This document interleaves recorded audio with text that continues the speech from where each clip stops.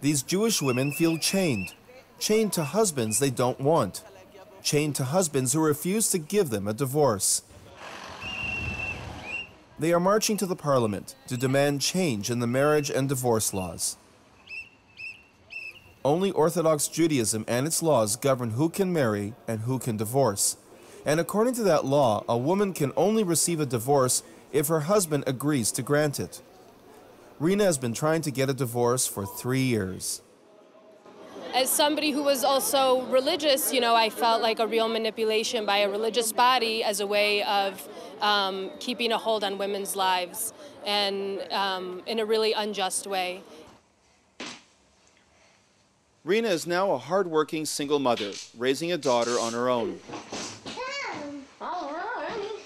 And so it makes her especially angry that her husband will only give his consent for divorce if she will demand less child support. Completely fed up, Rina decided that since the rabbis don't give her a divorce, she will create her own ritual to end her marriage. She wrote a letter declaring her marriage null and void, and then she burnt it. Later, Rina went to a river and washed herself off from the marriage. I had decided to have my own divorce ritual and consider myself divorced and take the power away from the rabbis, and also realize that even if I could, I wouldn't get married again according to the rabbinical courts, because I think the system is thoroughly corrupt. The rabbinic judges reject the accusations. They claim they will use all sorts of pressure tactics to force a man to consent to a divorce when it is deemed necessary. We advise them to divorce. That says they must divorce.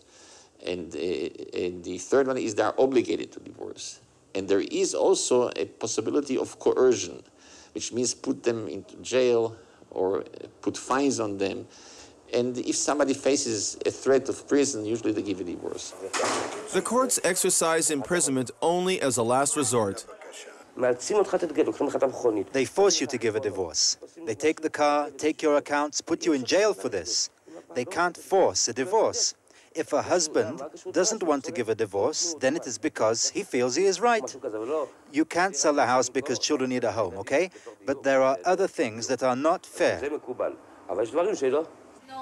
Ariella Dadon is not convinced. Her husband, she says, is a deadbeat dad. He does not pay mandatory child support. And the courts will not enforce a divorce because he allegedly wants a reconciliation. I live in a country that calls itself democratic, that believes in the rights of the individual. Personally, I don't feel I have any rights. Endless petitions, endless legal work, but no results. The case is facing another appeal. According to Ariella, she is owed over $25,000 in child support. Her husband has been arrested 4 times.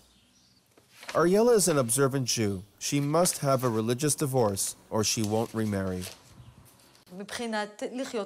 Just to keep my sanity, please free me of him.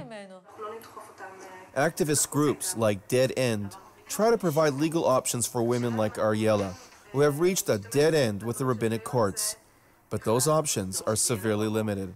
Ariella Dadon is facing a real uphill battle to get a divorce. It's not just her personal issue anymore, it's actually become an issue of the state. Most Israelis are not religious, and they're tired of the rabbinic courts telling them when they can get married and when they can get a divorce.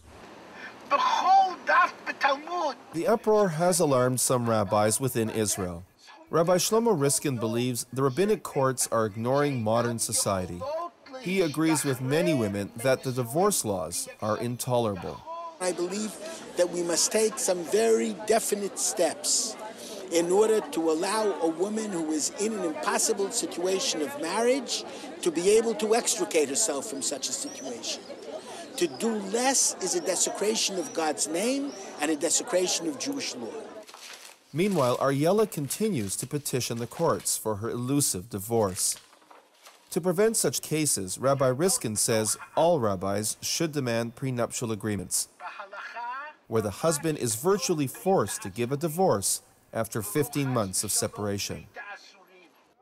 For World Focus, this is Martin Himmel in Jerusalem.